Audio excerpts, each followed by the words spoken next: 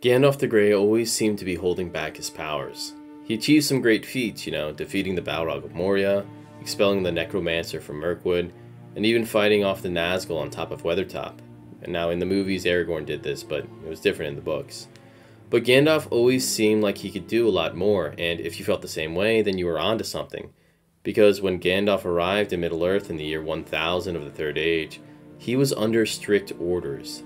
Now, we've mentioned this before, but I'll remind you, Gandalf isn't actually a wizard as you or I would think of them. He's a god of Valinor, which is a kingdom completely removed from Middle-earth on a completely different continent called Aman. Gandalf, known as Alorn before he took on the form of a bearded old sorcerer, came to Middle-earth under the orders from the leader of the gods, Manwë. Gandalf and the 4 other wizards would help men, elves, and dwarves save Middle-earth from the growing shadow of Sauron, but there was one big condition.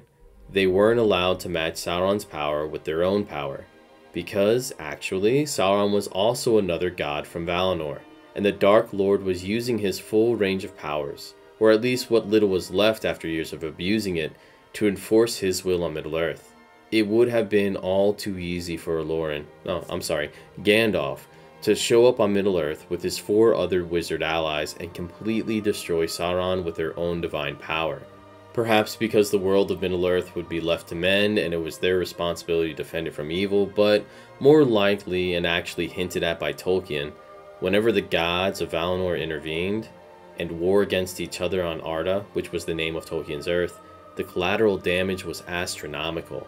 And fearing that they would do more harm than good, these gods, who are also known as the Valar and the Maiar, sent the Istari, these 5 wizards, to inspire and counsel the free peoples of Middle-earth instead of fighting. But here's the question then. How did the ban on using their powers get lifted? Because it did. At the end we saw that Gandalf the White had a lot more powers and was using them a lot more often in direct confrontation with Sauron's forces.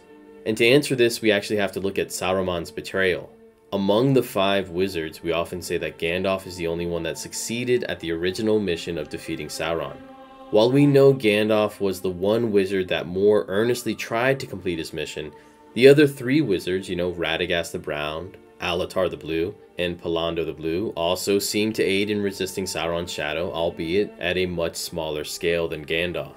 But Saruman completely failed, and not only that, he turned his back on the Valar gods of Valinor, and he even tried to become an evil god in the same fashion of Sauron, or his fallen master, Melkor. In pursuit of power, Saruman jeopardized the fate of Middle-earth. He tried to corrupt Gandalf, and absolutely failed. Since his old friend wouldn't join him, he decided to lock him up in Orthanc, and since Gandalf couldn't rely on Saruman to fulfill the mission of ridding Middle-earth of Sauron's influence, it was up to Gandalf alone to protect Frodo and the Ring and eventually lead them to Mount Doom to destroy it. If Saruman had simply honored the mandate set out by the Valar of Valinor, then Gandalf wouldn't have been left as the only wizard to aid men and elves. But it turned out that he was the only one left, and because of Saruman, Gandalf ended up dying. Because Saruman occupied the lands north of Gondor, Gandalf and his company couldn't travel the safe route to Mount Doom. They had to take the dangerous path through the mines of Moria, where ultimately Gandalf died while fighting a Balrog. If Gandalf had remained dead, then the entirety of Arda, the name of Earth in Tolkien's universe, would have likely fallen to Sauron. So Gandalf was brought back by the direct intervention of Eru Ilúvatar.